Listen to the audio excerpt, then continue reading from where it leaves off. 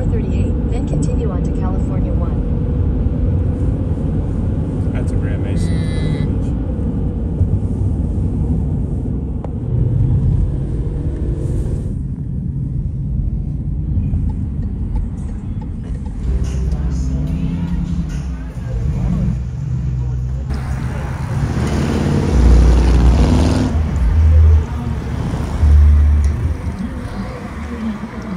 So one of the things about an older neighborhood that developed incrementally is that you have the same size lots. City lots in San Francisco are generally 25 feet wide and about 125 feet deep.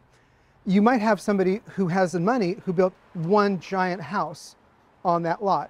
And then next door, there might be a duplex or a fourplex. And in this case, I think there are 20 units in it. So they're very small. They're like little tiny studios. And this happens to be on low-income housing that's organized through the church. But millionaires might live 5 doors down. You get a mix of people when you develop this way. So right now, San Francisco is hyper inflated in terms of the real estate values. But in the 1970s, it was incredibly cheap to live here. You know, if you ask some people, they say that the city was so much better in the 70s when it was at the bottom of the economy cycle, because you could just find a place to live. There was no pressure, there was no stress about it. Other people say that, well, that was the worst possible time for the city because it was dirty and run down and crime-ridden. You know, I know old people that paid almost nothing for these giant Victorian buildings in this neighborhood. And people said they were crazy for living here because, like, why would you want to live in such a horrible place? And then they became quite valuable. And now people are also saying, why would you live in this place? It's so crazy expensive. This is insane. Why are you here?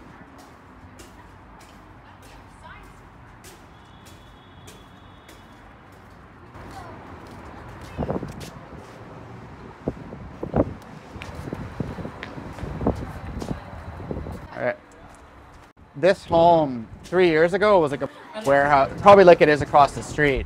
So this is probably the furthest down the dog patch has evolved so far. So yeah, definitely. So this is a house. This is a house inside here, yes. And this is my magnificent pod. And so there's basically 2 other people in the room? Three other people in the room. Okay. We had a guy last week for 4 days. I've been here like 3 months. So there's a lot of turnover. Yeah. Okay. I basically keep my tennis shoes here. A big bag of photographic film. Are you a photographer? Yes. But my actual job is I'm a computer programmer. Okay. I have an allergy against paying 10% of my paycheck or more for rent. And this is where my dirty clothes go, and then I have a giant bag of film. So do you mind being in a pod? No, I sleep here. It's like a place where I sleep and an apartment that comes with its own friends. I've already had my permanent life. I was married, I have kids. The kid is all the way through college. Yeah. I'm here because my job is here, but it's too expensive to rent my own place. What would be the price if you wanted an apartment? What would be your one bedroom in this area would be $4,000, $5,000. What do you pay for a pod? About $1,200. We have a pretty nice common space. Do you have your own? These two. Those 2. Okay. And you get a section in the refrigerator. Bathroom is there. The job I have right now is the most high-paying job I've ever had in my life. And I can't afford a $5,000 a month apartment. So. Yeah.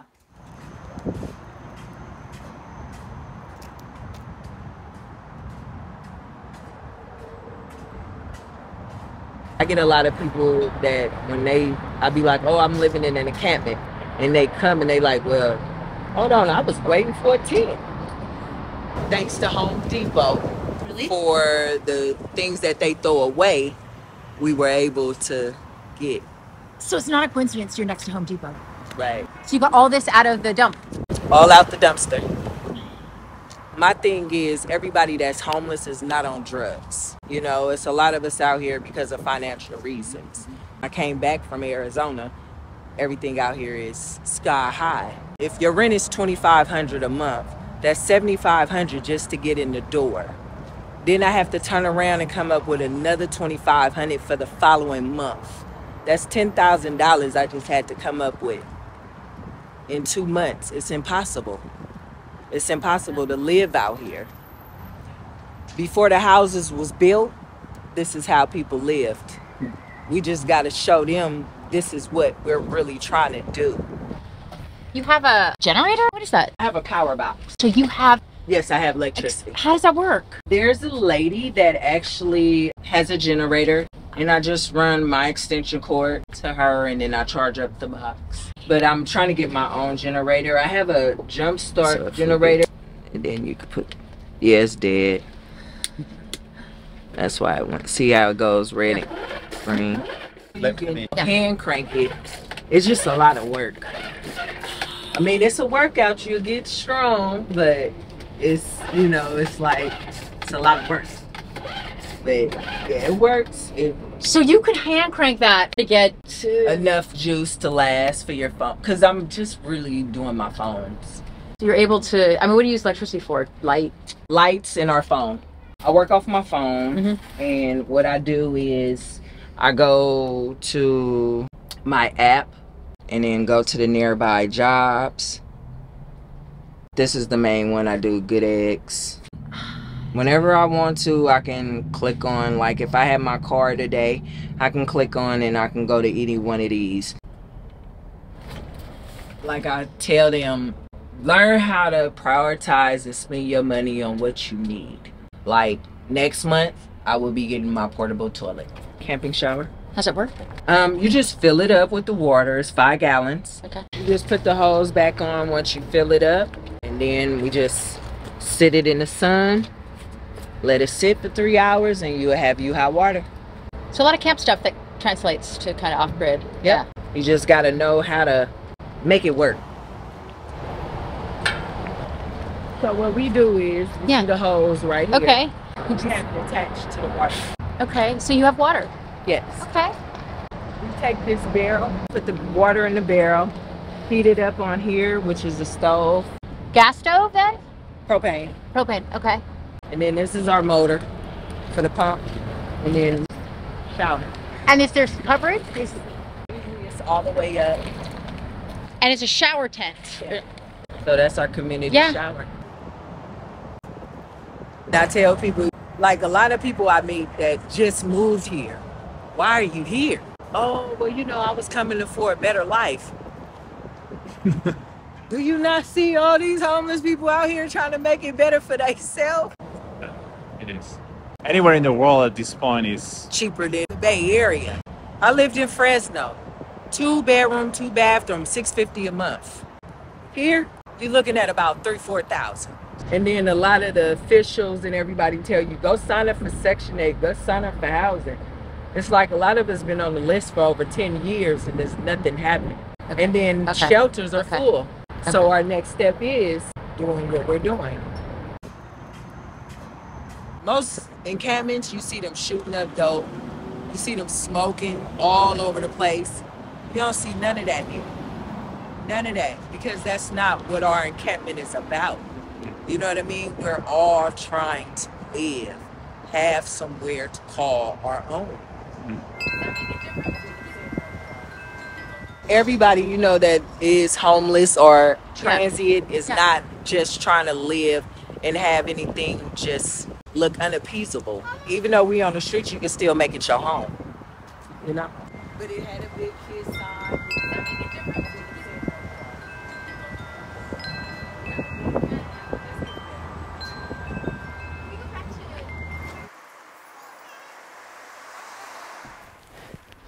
When you live in a 1-bedroom apartment, there's not a lot of space for things. And I'm very keen on emergency preparedness. So what I have in here are these 5-gallon buckets. And this is a queen-size bed, and I have 24 of these buckets. And this is basmati rice, and there's wheat, and there's all this other stuff in here. Why do you think it is that you're prepared and it bothers you and it doesn't bother anyone else? So growing up, I experienced lots of different challenges. I was born to teenage parents who had the right intentions but no resources. And we sort of went through one series of difficulties after the other when I was a kid. We lived in a Volkswagen van, like a little pop-top camper van when I was little. It was 1967. As a family, we were having an adventure until it stopped being an adventure. And my parents divorced when I was little, and my father and the van disappeared, and that was the end of that. We never saw them again. All right, so it's my mom and my aunt and my grandmother. So my mom reached out to her older sister, my aunt, who had a young child as well, my older cousin. And the four of us managed to scrape by living in vehicles. We lived in the car. And we found the gas stations that had decent bathrooms, and we found the laundrettes that we could hang out in the daytime when we needed to. And both women worked really hard. They were waitresses, and they took different shifts so that one of them was in the car to look after us kids. And we would start school, and they would ask for your address. And I think my cousin just wrote our license plate number one day, you know? And that set off alarm bells at the school because, like, you know, that was a problem, right? My mom was really trying to work with no resources whatsoever. She was actually trying to hold the family together, and she did. We eventually got an apartment. It wasn't great. And then there were other periods in our lives where things went ahead a little bit and then we fell back. She never wanted to say we were homeless because that wasn't really how she felt about it. But we were living in a car. We were bathing in gas stations. And I think that other people who have never had those experiences don't understand that there's a broad spectrum of homelessness, that sometimes you're homeless for all sorts of reasons. And it's very often a temporary situation that you limp through until you get to something better.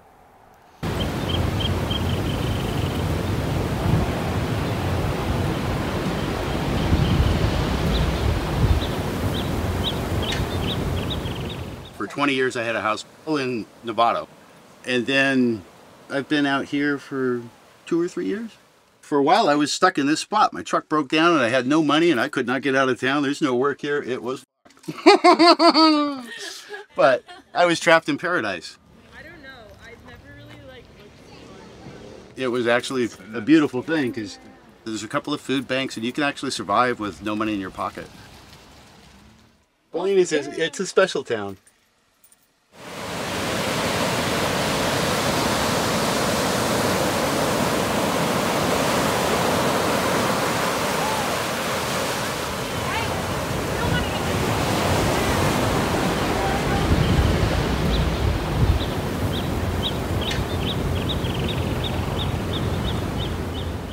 This town's kind of unique in that it's amazing that it hasn't been discovered, because if people knew about it, yeah, I don't know.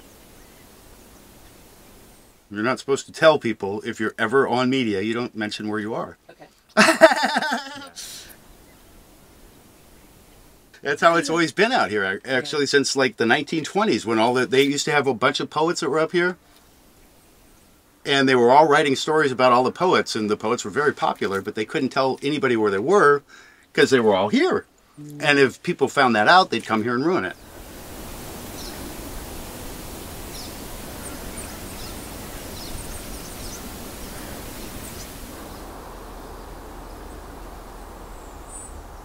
Tell me about how you ended up at this spot. In Bolinas? Yeah. Well, I used to come here surfing all the time. So I knew of its existence. And then I had a house in Nevada for 20 years and lost that to foreclosure. And I knew that Bolinas is a place where you can do this. What do you mean by that? Really? Like, people are more accepting here, you think? Yeah, I don't know of any place else that you can... Well, there are places, people are doing it other places, but Marin County, you're constantly being moved along. Out here, it's 72 hours for the parking, and that's not enforced.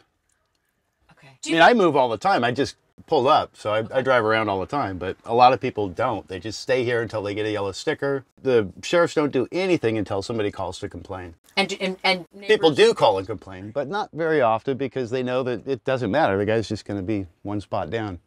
So legally, you can be 72 hours in one spot. Correct. That's totally, and sleep in your van. Or your... Yeah, that's legal. That's legal. Yes. Okay.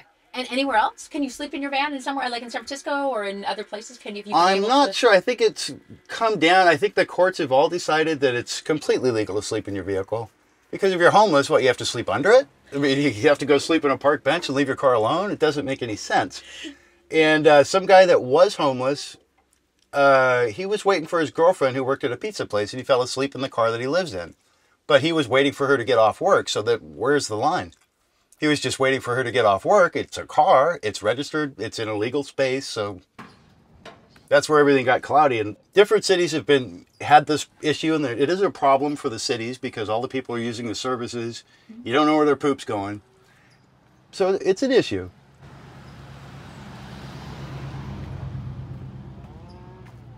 So there's people that conform, there's people that just, they don't care. They're drug addicts and whatever. So there's two sets out here. There's two sets everywhere in every community. There's people that are, you know, trying to live a decent life and choose this, and there are people that ended up here but still trying to live a decent life, and then there's the drug addicts. When I first bought my house, it seemed ridiculous, unattainable, and then it got cheap as time went on, and then I lost it due to whatever, you know, all kinds of situations and circumstances. And now I can't even imagine trying to jump through the hoops to even rent an apartment anymore. To pay that much money to be someplace I really don't want to be doesn't make sense. I'm here. So for you, I can walk to the beach. I mean, everything's here. So for you, it's partly a choice. Now it's completely a choice. Okay. Absolutely. But at one point you did lose. I had a house and I never would have picked this. Hell no. Never. But it's awesome. It's absolutely awesome. If I could go back and you give me my house and say, you know what, the next year's free on mortgage, but after that you go back to your, you know, $1,600 a month payment, I wouldn't take it. I wouldn't even take the house back just because that house owned me. I worked for it to pay for it all week long, and then on the weekend I worked on it. It was ridiculous. Half the things in the house were to take care of the house. Vacuum cleaners, ladders, you know, all this crap to take care of the house.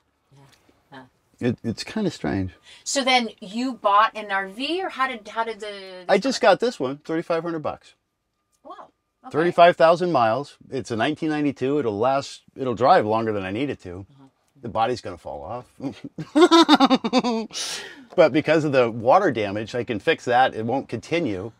But the water damage made it affordable for me to use as a disposable RV. I don't have to worry about hurting it or depreciation, anything like that. All the way in the back, there's a shower in the very back corner, and then there's a toilet. So you don't use the tub? Well, I just got this thing, so I haven't really, right now stuff's in there. Oh, stop, buddy. This is the bed, obviously. Okay. Refrigerator. Oh, it's not on yet. Okay. I gotta get gas and stuff. Okay. I mean, I just got this like a week ago. So far, everything works. I haven't put gas in it yet. Propane gas, but the water works. Oh, yeah. And this works. Wow. I have a generator. It works. I'm going to get solar so I don't have to use a generator. The solar will power everything I need. I mean, I have no bills. I have a $60 bill a month for unlimited Wi-Fi. This right here is a router. This thing can hook up 15 devices of any kind. Yeah. $60 a month. That's it. Now you don't need a cell phone. You don't need anything. You know, we were just talking to a guy in town, and he was saying that there's some people who are starting to talk in town about what to do about all the people parked here. It's another, yeah, that happens all the time. It does. Yeah. There is a certain amount of tolerance, but Bolinas has always been in a constant state of flux in that all these houses over here, probably 7 out of 10 are owned by people that are using them for bed and breakfast now. So they're out of town people that are using them as investments, and they care about their property value. Obviously, all homeowners would. But most people that come to Bolinas know what Bolinas is, and they wouldn't buy a house here if they didn't want to. They are accepting of the unusual people and culture and actually enjoy it. And, you know, they think that's part of the fabric. Yeah, exactly. And it is. But those people, you know, once they're looking at investments, if they get one bad review on Yelp, they're, oh my God, we've got to get rid of all these homeless people. They're ruining our business. And it's not. I mean, they're going to keep renting their place out. And these people have been here, they'll be here. Like right now, this is an unincorporated city, but they're trying to pass something where if you don't have an address here on this street, you can't park your vehicle here, which would be ridiculous because this is not a city. There's no jurisdiction. There's no government in place that has authority to do so. There's no police department here. There's nothing. Everything reverts back to county. all of us, we know that the people that have trash around their vehicles, any possessions outside of their vehicles, that's a problem. Because it just looks bad, and it looks like you're moving in, you're not ready to go, you're not going anywhere, and it's just, you know, there's a guy down there with a broken surfboard and a refrigerator, and he lives in a car.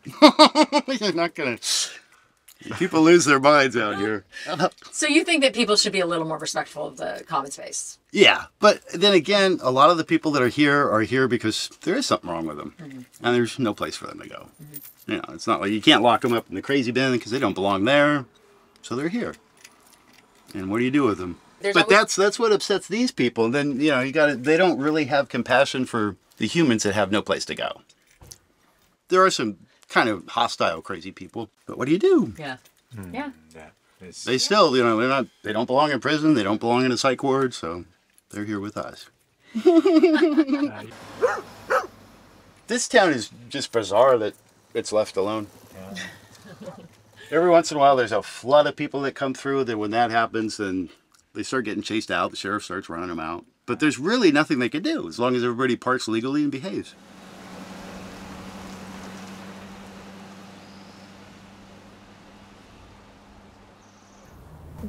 The van dwellers are everywhere. And so there's this blue van there, right? Yeah. There's a blue Sprinter van. You can see there's solar panels on the roof, and there's a little ventilation unit.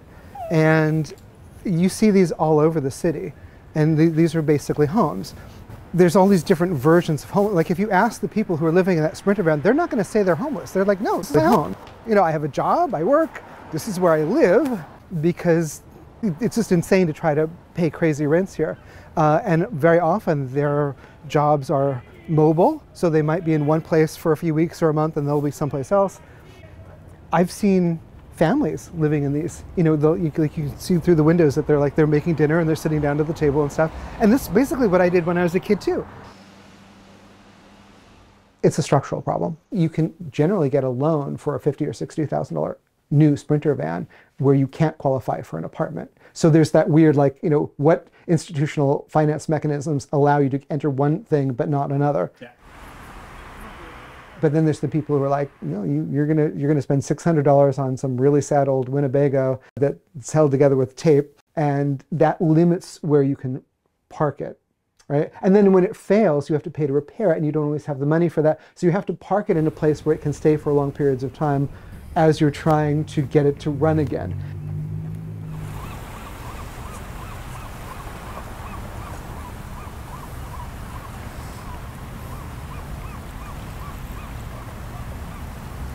I just moved here.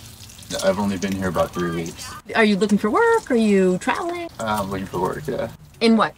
Tech. And so rents are too much? Well, yeah, obviously. I don't have a job yet. But, you know, it's so great. It's so fun. You know, I might just keep doing it after I get a job and save money. It is fun. It's not hard. Well, it's a lot more work. There's just a lot more, like, daily things I have to do, you know. Take apart my bed and put it together, drive first thing in the morning somewhere where I can park it, find a bathroom. It's just more things you have to think about and more things you have to do. More safety concerns. Yeah. I was sleeping, I was over in Alameda, and someone came and checked the lock of my door, like to see if it was unlocked at 3 in the morning.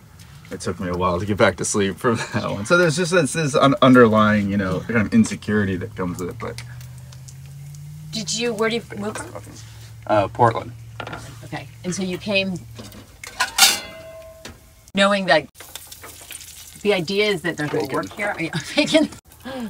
That's impressive. It smells great. I mean, I didn't have to come to San Francisco, but it is like the tech center of the world. What do you? Oh, you can do hash browns? Oh yeah, it's potatoes. Just high wages and the full deal. Do you think you'll be able to get work? I haven't started looking yet, but I've been training myself for the last year in self-study. So I'm just about at the point where I'm ready. Yeah. The bed is what? This table like moves down here, and then these cushions go here and I sleep that way. Okay. And then this can pull out and can be another bed. So it can sleep 4 people. Wow. But I just use that as storage. Yeah. And it's got a back compartment area where I put more of my gear and stuff. Did you buy it for this trip or did you have it? I had it, yeah. Okay, so that was I've lived out of it before. It was I have. Okay. 7 years ago. This is my first rodeo. familiar with the lifestyle. And you have a refrigerator? Does it work? Yep. Oh yeah. Probably original from the 80s, early 80s. Just like everything. So you have internet connection? Yeah, actually, I found out the park here where I'm staying like has free Wi-Fi, so I can study and stuff in the van. But you can plug in. Yeah, I got a little inverter here. I bust this out sometimes. Just charge my laptop or my phone.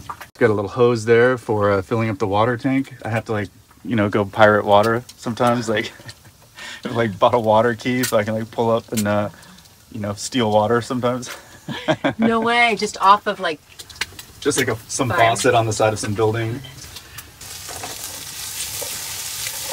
Well, you can also stand up, which makes a big difference. I think those vans where you have to be crouched in, this feels livable. Oh yeah, this is a very comfortable van. This is a beautiful, I mean, the views here are incredible. Yeah, oh yeah, it's beautiful here. That's part of the reason I like it, just being on the water, and it's a little nicer. And I used to be, a little grungier myself, and it's easier to get away with it now. People see me like parking in front of their house, and they're like, okay, he's probably, he might be okay, So I can go under the radar a little bit more, even though I have a camper van, and it's pretty clear, that what's going on. Do you think you'll be able to afford rent here if you get a job? I mean, have you looked at rent? Do you have any idea? Well, tech pays pretty well, so I could, yeah. But it's still outrageous. And, I figure I could take that money and just save it, the money that I would have spent on rent, and just save it and come out way ahead. I take my breakfast very seriously. We got full, multiple courses. There's a long historical precedent of not accepting this kind of lifestyle. But it doesn't really make sense in the modern age. You can't have like really high rents and people being dispossessed, and at the same time making it illegal not to pay that rent, right? That doesn't seem ethical to me. We've been here long enough to know where and where not to be at what times. So we like to mix it up and leave here for. Well, how long? We haven't parked here for a long time. Couple months. Oh, wow. Yeah. Okay. They kicked us out, so. What happened? Oh, well, we were sitting up front. He was doing homework over here. Okay. And I was sitting over here in the driver's seat, and the police came from the opposite side of the street and pulled over to our side and said, hey, you guys got to move. We've been getting too many phone calls that you guys been parking here. And then, so he recommended a place for us to stay in. What do you recommend? Just he recommended Ocean Beach with all the other van dwellers. So there are definitely places that the police will say, like, that's acceptable. And there's places that they want to kind of shepherd everybody to. Yeah. Sounds like, right? Okay. But I don't want to stay over there. I like it over here. Yeah. We volunteer at this Fort Mason. Yeah. What do you volunteer for? Just doing the habitat for the plants, doing nice. weeding and mulching. It's kind of, you can make your community. I mean, you're residents of San Francisco, so you can do all the same things that anyone else would do if you had an apartment. Yeah. Yeah, pretty much. Park right here, love. See that? This is what we got kicked out of. This is why. And then every morning we'll open the curtains and we'll see Golden Gate Bridge. That's great.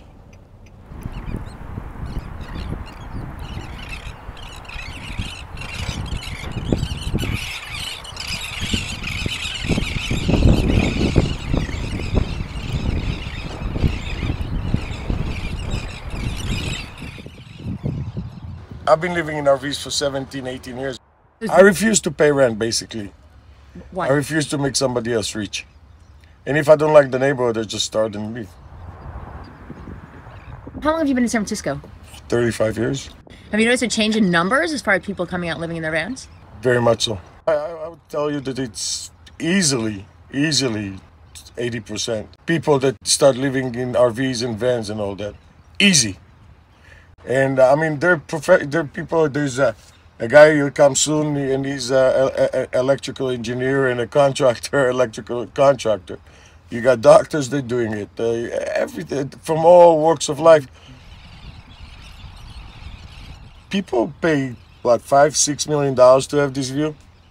I get it for free. But we have to respect this place. We get it for free. Every morning I go, I clean the beach, I pick up all the garbage from the beach and all that. Because I don't know if you've been like Southern Market. There's a different kind of community that lives. Those are more questionable and people that will profit on other people's misery, thieves. They live in RVs and tents, but it's totally different type of people. Over there, it's survival. Over there, it's the jungle. And if you go over there, it's 180 degrees from us. Americans want to blame the individual because, well, obviously you're just lazy, you're stupid, you made poor decisions. It's not that that's not always true, it's just that how hard is it to correct after you've screwed up? Or how much of it was imposed on you? And if I lived in a tent under the freeway, I would have vodka for breakfast every morning too. I really would. Because like, what else are you gonna do? So it's not just like you have to find a job, but then you need first month's rent, you need a security deposit, you need to get the utilities connected, you need to pass a credit test. Well, how do you do any of those things starting at nothing? And it's really hard. When you see people living on the street, you could say they're alcoholic, they're drug addicts, they're schizophrenic. There's all the long list of reasons why they're living on the street, but how do they stop living on the street, right? And how many of them started out being hardworking, decent, normal people who are trying to pay all their bills on a minimum wage salary when the price of the real estate just kept going up exponentially?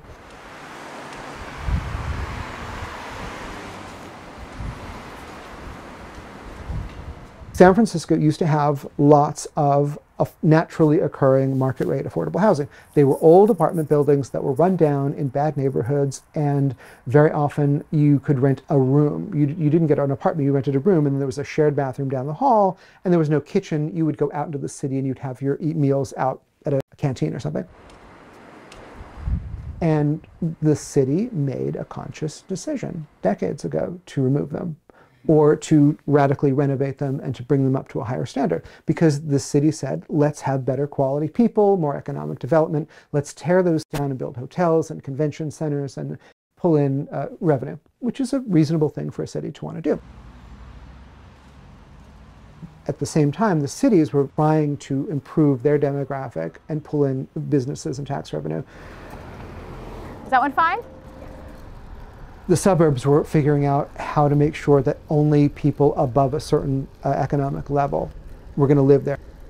And so you had laws that said every piece of land had to be this big, and every house had to be a minimum size, and every house had to have a 2-car garage and a this and a that. It was a way of filtering out lower income people. You couldn't say, we don't want you to live here because we don't like who you are. They'll just say, anybody can live here if you can meet this basic price point. As the decades went on and more places were removed and the new replacements were much more expensive, it just meant that the options for people lower down were, and I understand why people would do this. It's a rational thing for a municipality to do. Why would you want to attract lower income people with less money who had more problems, right? When everybody did this for 50, 60 years, the end result is that there is no place for them to live.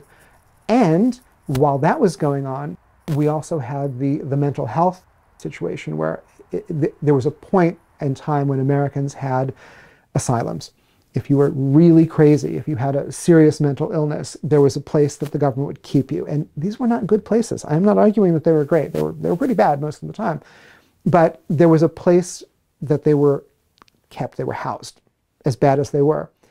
Both conservatives and liberals combined to close them down. So they got together and they said, we're just going to shut down all of the asylums. And that's when the 1,000 points of light were supposed to step in. The churches and all the nonprofit organizations were going to soak up it, and nobody ever did. So when you look at people living in tents, because where else are they going to go?